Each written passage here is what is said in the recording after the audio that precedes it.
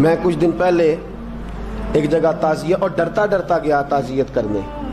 پرانے جاننے والے تھے, دوستوں کا رشتہ تھا, تو میں ایک ہی بیٹا تھا, تو وہ مجھے پتا چلا کہ ٹرین ایکسیڈنٹ میں انتقال کر گیا. تو میں ڈرتے ڈرتے گیا کیونکہ معاملہ مشکوک تھا. اور جب میں تعزیت کے لیے اندر پہنچا تو ہمارے جو انکل تھے, جن کا میرے دوست تھے, وہ ان کے کچھ عزیز کہنے لگا کہ حضرت جی آپ کے ساتھ والے باہر جا سکتے ہیں؟ تو میں نے کہا چلے جاتے ہیں. میں دوستوں کو گاڑی میں بھیج دیا, اور جب میں نے اس سے بات چیت کی, کہنے لگا میرا بیٹا ایکسیڈنٹ تو میں نے بنایا ہے, وہ تو خودکشی کر کے مرا ہے.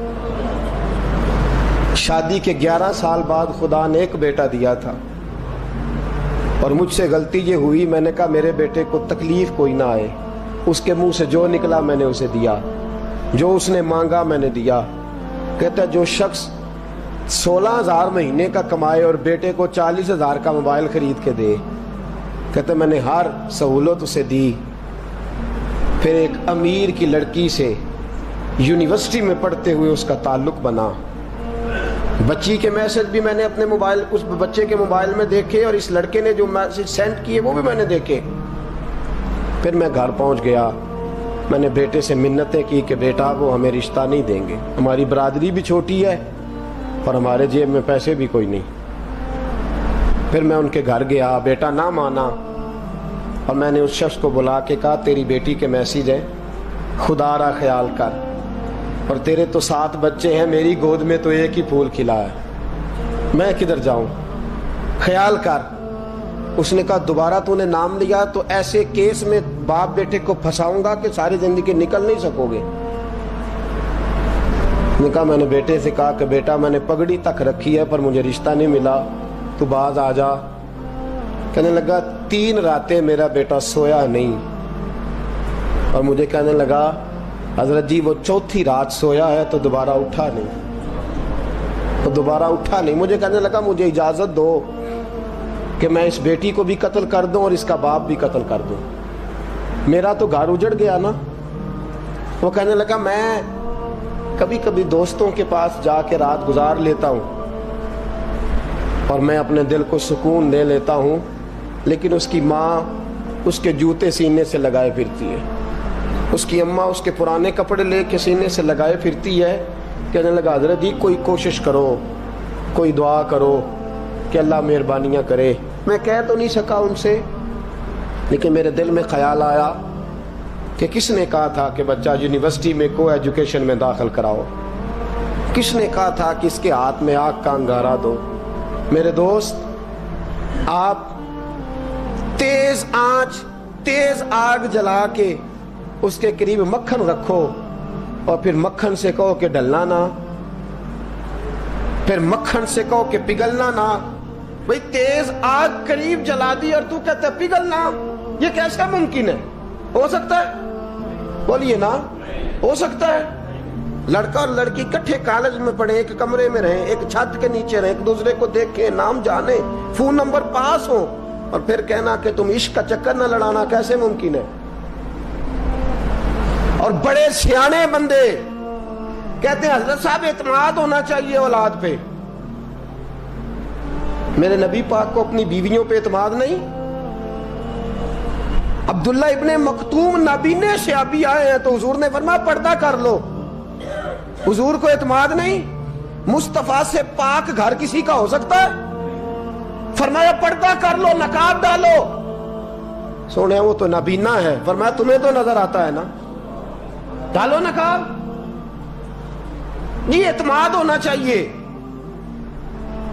یہ کیسا اعتماد ہے کہ تو تیز آگ جلائے اور مکھن قریب رکھ کے اعتماد کر, یہ کیسا اعتماد ہے؟ ایک حدیث سنانے لگا ہوں, زندگی بھر بھولنا نہ, دل کی تختی پہ لکھنا یہ روایت. توجہ ہے آپ کی؟ جاگ رہے ہیں؟ باہر والوں کو میری بات کی سمجھ آ رہی ہے؟ حدیث سنانے لگا ہوں, ابن حجر اسقلانی حدیث لائے ہیں. رسول پاک صلی اللہ علیہ وسلم نے فرمایا جہاں مرد اور عورت اکیلے ہوں وہاں تیسرا شیطان ہوتا ہے. یہ تو پہلے بھی سنے ہوں گے نا اتنے لفظ.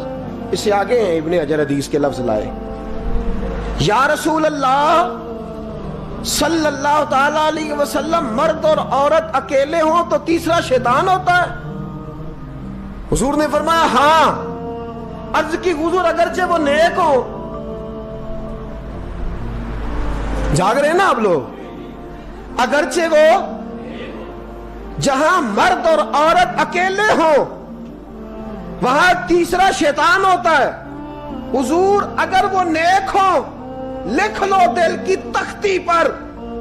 میرے رسول نے فرمایا اگر عیسیٰ کی ماں مریم بھی ہو اور زکریا کا بیٹا یحییٰ بھی ہو تو میں ان دونوں کو بھی اکیلا بیٹھنے کی اجازت نہیں دے سکتا. فرمایا عیسیٰ کی ماں مریم جو رہی مسجد میں، پلی مسجد میں، جس کی پاکیزگی کا اعلان قرآن کر رہا ہے، عیسیٰ کی ماں مریم. اور فرمایا یحییٰ صرف نبی نہیں، نبی کے بیٹے بھی ہیں. زکریا بن یحییٰ. فرمایا اگر یہ دونوں بھی ہوں، ایک نبی ہو اور ایک ولی ہو، مریم اور یحییٰ بھی ہو، مریم اور زکریا بھی ہو، فرمایا میں ان کو بھی اکیلے بیٹھنے کی اجازت ہے. تو کس نیکی اور پرہیزگاری کی بات کرتا ہے؟ تو کیسا پیر ہے اس کے پاس تنہائی میں بیٹھ کے بی بی اپنا دکھڑا سنا رہی ہے؟ تو کیسا مفتی ہے؟ اٹھا کے لے جا طریقتیں شریعتیں اور جا کے سنبھال لے اپنے جبہ اور دستار میں. وہ کوئی جبہ اور دستار نہیں، وہ گند ہے.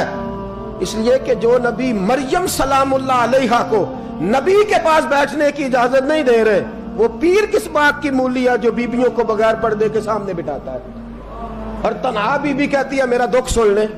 کس نے اجازت دی ہے؟ اور پھر کہنا تماشا لگ گیا، سٹنڈ لگ گیا. یہ شریعت بیان کر رہا ہوں، رسول اللہ کا فرمان بیان کر رہا ہوں، اور اس سے آگے ہمیں کسی دلیل کی ضرورت بالکل نہیں ہے. اور پتہ نہیں باپ کو کہ میرا بیٹا کیا کر رہا ہے. اندھی ہے وہ ماں جس کی بیٹی سارا دن نیٹ پہ بیٹھی رہتی ہے، اس کو خبر نہیں کیا ہو رہا. اور جب آگ گلے تک آتی ہے نا، داڑیاں جب جلنے لگتی ہیں تو ہمیں خیال آتا ہے یہ کیا بن گیا ہے. اور جب ماں کا دوپٹہ کھینچنے لگتا ہے نا سگا بیٹا کہ چل میرا رشتہ مانگ، پھر اس کو پتا چلتا ہے کہ یہ تو معاملہ ہی بڑا خراب کر لیا میں نے. میرے دوست، جوانی زیادہ پیسے کمانے کا نام نہیں. اگر تو قیمتی کپڑے پہنتا ہے تو تو جوان نہیں. تو 50 کلو وزن بائیں ہاتھ سے اٹھا لیتا تو تو جوان نہیں. اگر تو ڈگریوں کا ڈھیر لگایا ہے اور تیرا دراز اور الماری بھر گئے ہیں تو تو جوان نہیں. اور اگر تو نے اپنے خاندان اور معاشرے میں اونچا افسر بن کے نام کما لیا تو جوان نہیں. جوان اس کو کہتے ہیں جس کی جوانی پاکیزہ ہوتی ہے. جوان اس کو کہتے ہیں جس کی نظر جھکی ہوئی ہوتی ہے. جوان اس کو کہتے ہیں جو حیا کا پتلا ہو. جوان اس کو کہتے ہیں جو شرم کا پیکر ہو. جوان اس کو کہتے ہیں جس کی نظر سے معاشرے کی بہو بیٹیاں بچی ہو. جوان وہ ہوتا ہے، جوان بھی ہو پاکیزہ بھی ہو. جوان وہ ہوتا ہے کہ میرے رسول پاک نے فرمایا صبح قیامت اللہ عرش کے سیدھے جانب جوان کھڑا کرے گا. 30 سال کا جوان، چڑھتی جوانی، خوبصورت آنکھیں، روشن چہرہ، اس کا وجود طاقت والا. نبی آگے بڑھ کے پوچھیں گے یا اللہ یہ کون ہے جو تیرے دائیں جانب کھڑا ہے؟ اللہ فرمائے گا یہ وہ جوان ہے کہ خوبصورت عورت نے اسے کہا تھا میرے ساتھ منہ کالا کر لے، پر اس نے نظر جھکا کے کہا تھا انی اخاف اللہ. نہ بھائی میں تو اپنے اللہ سے ڈرتا ہوں. فرمایا یہ پاک جوانی والا ہے، یہ حاجی نہیں، نمازی نہیں، یہ ولی نہیں، یہ صوفی نہیں، یہ وہ نہیں جو غوث زماں ہو، قطب دورہ ہو، پیر طریقت نہیں، مفتی وقت نہیں. یہ خالی جوان ہے پر پاک جوانی لے کے آیا ہے. یہ خالی جوان ہے پر پاکیزہ جوانی لے کے آیا. یہ خالی جوان ہے پر اس کی نظروں میں حیا بڑی ہے. یہ پاک، یہ کیا تماشا لگ گیا عشق کا چکر. اور آج جتنی مصیبتیں کھڑی ہوئی ہیں اس عشق مجازی کے روگ نے کھڑی کر دی ہیں. ہر جوان. ہمارا ایک بچہ تھوڑے دن پہلے اس علاقے کا محمد طیب نام کا شہید ہو گیا. وہ ایک کونے میں رہنے والا, ایک محلے میں ایک چھوٹے سے کونے میں رہنے والا بچہ تھا نا. میرے ساتھ دوست موجود ہیں. صبح سے لے کر ساری رات میں افسوس کرتا رہا میں جنازے میں کیوں نہیں گیا, میں جنازے میں کیوں نہیں گیا. وہ بچہ پاک فوج کا وہ شہادت اختیار کر گیا تو فخر سے سر بلند کر گیا اپنا. لیکن جو بی بی کے لیے ساری رات روتے رہتے ہیں وہ شہید ہو سکیں گے؟ جو ساری رات ٹھنڈ میں کھڑے ہو کے عورت کے ساتھ گفتگو کرتے رہتے اور جو سارا دن دل میں گند رکھتے ہیں بی بی کے لیے, ان کے ہاتھ میں تلوار آئے گی؟ یہ بہو بیٹیوں کی عزتیں بچا سکیں گے؟